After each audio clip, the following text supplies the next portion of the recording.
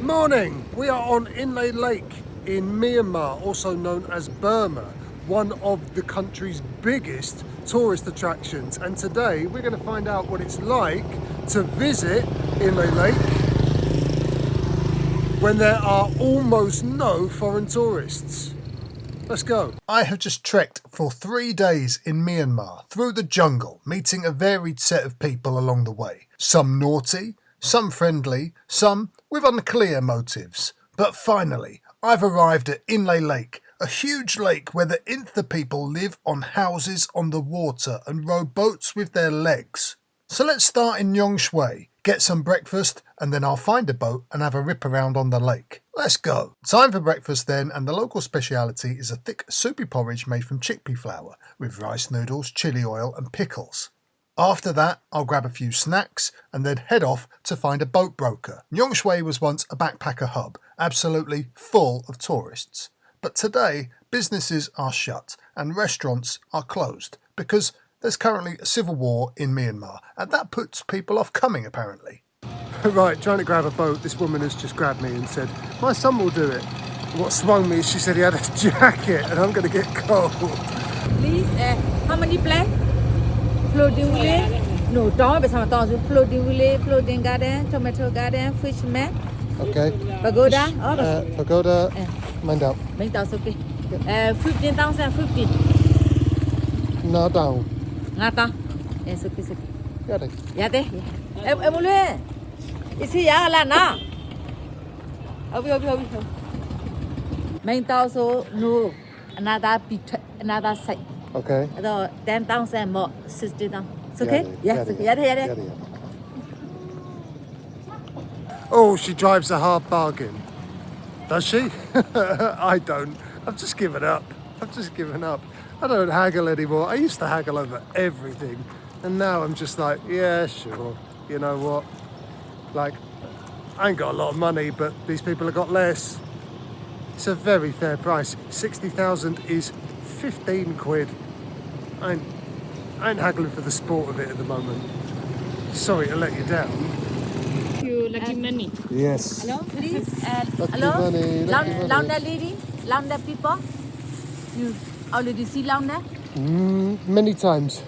Yes. Many? Yeah, many times. Where? Local. Yeah, they come from Rico. Local.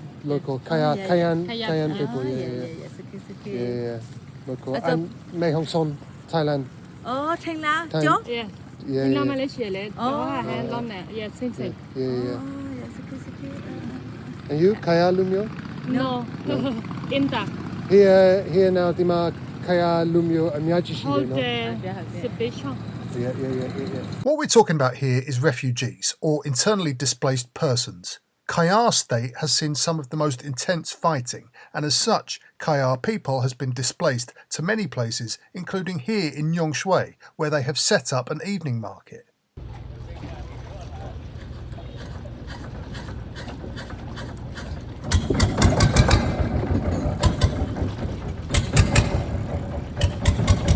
Come on.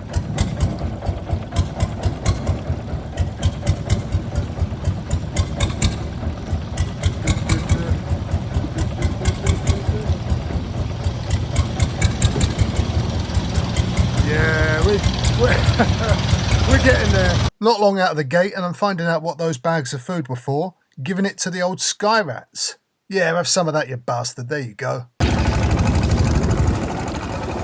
Fucking shite hawks.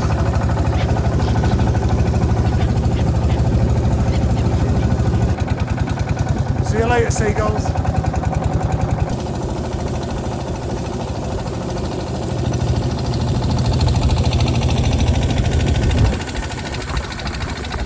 Inle Lake is famous for many things, including the people that live on the lake, the Inle ethnic group, who developed a unique style of rowing with their legs, and are famous for the images of their fishermen, who used to pose for photos for money.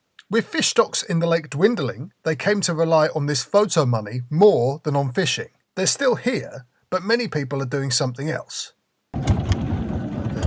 Dredging.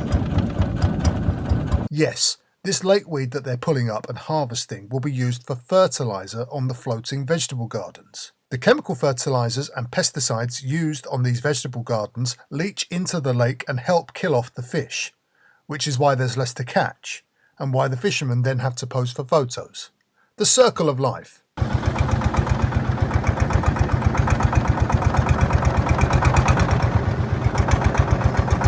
Floating gardens. Here they are growing tomatoes using that fertilizer that we saw them taking out. They might be using other types of fertilizer as well, and pesticides which are being leached into the water. There is a problem with the quality of the water. There at least was a problem. I presume it's still happening. The quality of the water is getting worse. The amount of fish are, there's not as many fish as there were before because of the quality of the water, because of the amount of stuff that's being grown to support the amount of hotels and villages that are being built around the lake. This is a problem that's people have been trying to work on for years. I don't know if it's improved. It might have improved a bit. It might have improved a bit since COVID and the other. I don't know. So these are really beautiful. But there's another side. Kanjinti only? Only Kanji. Okay. Yin Kwai Yuet? No. No?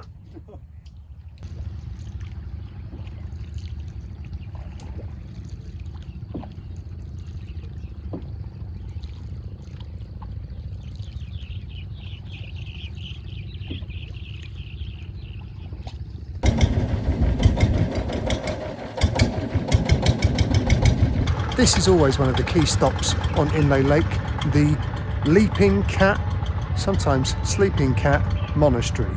It's a monastery on the lake and there's a load of cats inside, but it's full of really old stuff as well. It's a nice monastery, it's really nice.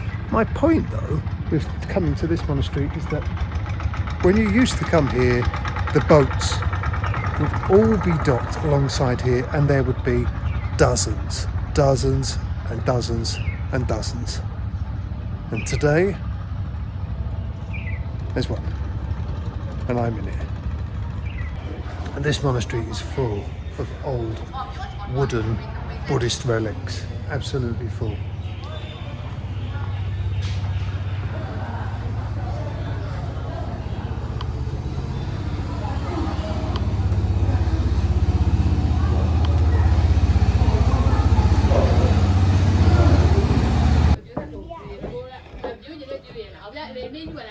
What have you got in your whiskers?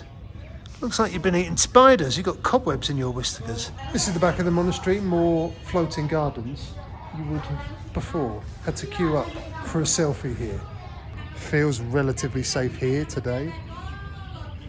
There is fighting around here. And over the mountains, there is serious fighting, not that far away. Inle Nangan. No tourists. No tourists. Yeah. Not good business. 5 years. Yeah. Could be. Mm-hmm.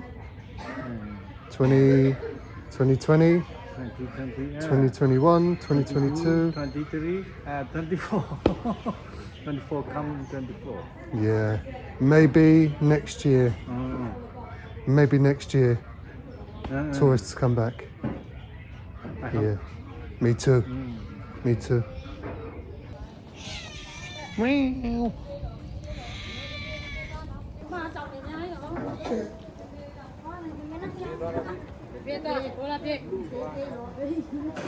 Yes, the only tourists that are really coming at the moment are domestic tourists like these.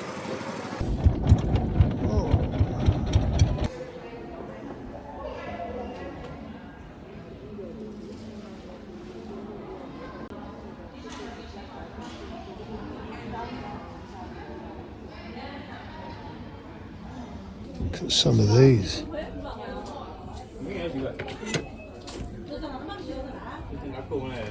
At one point, there were so many tourists here that it was worth them building and manning a currency exchange.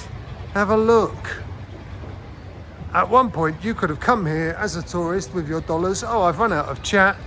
I'm going to go to the ATM, which now doesn't work. Or I could go and change my money here. And at one point, you could have changed your money and it would have been the best rate possible. And that would have been it. Now, even if there were enough tourists to make this a viable option and be open, they would not be giving you a good rate and you wouldn't bother. The official rate used by CB Bank is today at $1 is 2,000 and something chat. The unofficial rate is that the dollar is at $1 equals 3,000 and something chat. So much has changed. The amount of tourists has changed, but also the way the official infrastructure works, or in this case, doesn't. Myanmar has some of the worst rates of child labour in the world. I'm ashamed to say that after years of living in the country, seeing children working in restaurants and bars has failed to stand out to me anymore. It's so common that you stop seeing it. Alright, so stop for a little bit of lunch.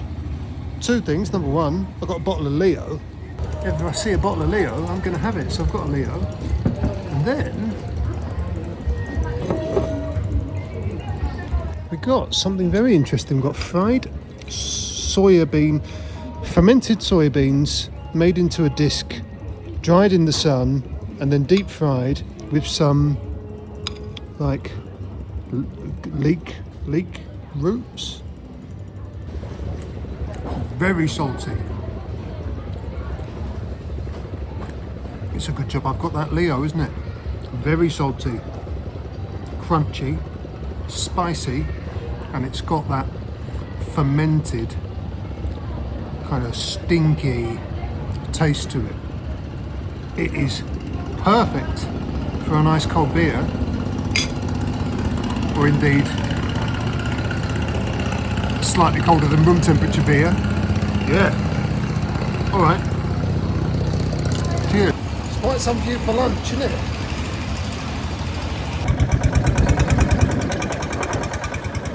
Tiku. Tik, yeah. Antique, This yeah. is also 15 meter. Yeah. You are both at the same side. This is one person make it, and so 4 people, so it takes 1 month. Takes 1 month. Yes. Okay. $3,000. $3,000. Yes, without engine, only just one. This is a new one, also last long, has a many years, and so 35 more 45 every year, so you like a paint. Yes, this woman is saying these boats cost $3,000. She's got no reason to lie because it's not like I'm going to buy one, but it shows how much of an investment it is owning a boat around here. We've switched to a canoe to go around the village. We are in Nampan.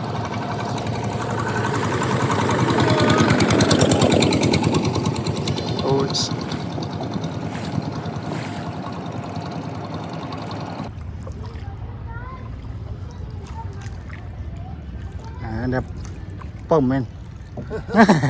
There's several villages on the lake that you can paddle around to check out, and so we switched to a smaller boat to paddle on. But luckily, my boat driver is an Inle and can row with his legs.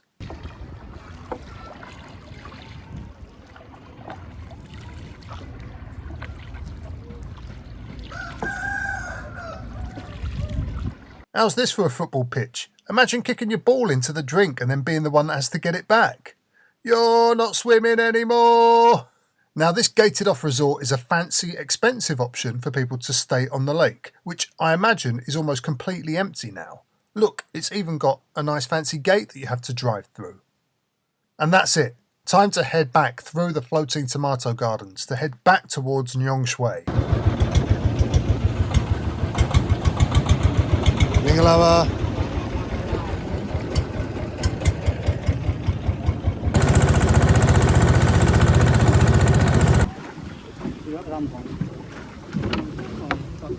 We're back in Nhong Shui. Lovely little boat trip. What a fabulous... The guide was really, really good actually, the boat guy, because he was an Inle guy as well, so he could row with his legs, and he did everything. I did not see one other foreigner on the lake today, not one. It wouldn't surprise me if there wasn't one, but I'm not going to exaggerate and say that I definitely was the only foreigner on the lake. But like I said, it wouldn't have surprised me if I was. And that is surprising because, as I said before about trekking from Kalor to Inle Lake, before COVID, at the height of Myanmar tourism, 200 people a day were trekking from Kalor to Inle. 200 people every day were on the paths between Kalor and Inle. So at least 200 people were turning up here every day. That is not including the majority of people who don't trek from Kalor, who just come here on the bus. So I think, you know, very easily we could say there would have been, in sort of 2017, 18, 200 foreigners on the lake every single day. Realistically, probably more. Today, maybe, give or take, one. A few days later, I visited a different village where it's women that row you around in their boats. It is, in general, a more gentle, less intense way to explore the lake, and I'd definitely do it again. But hopefully next time, I can blag an invite into someone's house.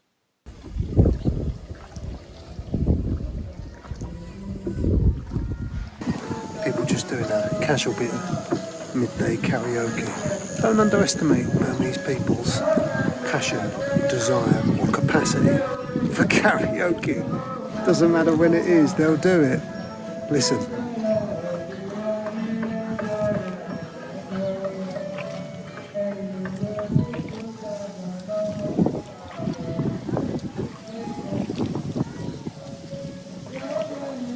I've not really got anything clever to say about this, nor did anything weird happen. It's just nice, isn't it?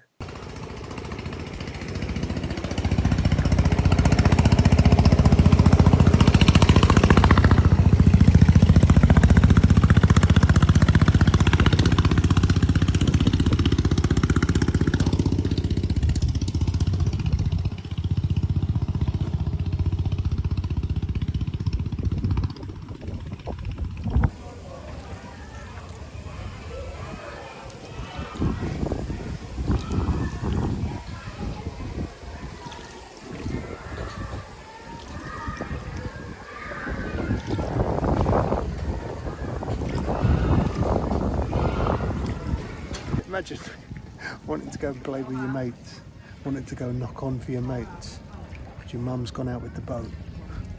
Yeah. They're nice houses, a lot of these. It's just not a lot of space to stretch your legs, is it? I mean, I guess you're rowing with your legs, so you're getting some exercise that way, but yeah, it's a completely different way to live, that's for sure. Thanks for joining me on this one, but anyway, I'll let you get on. See you next time.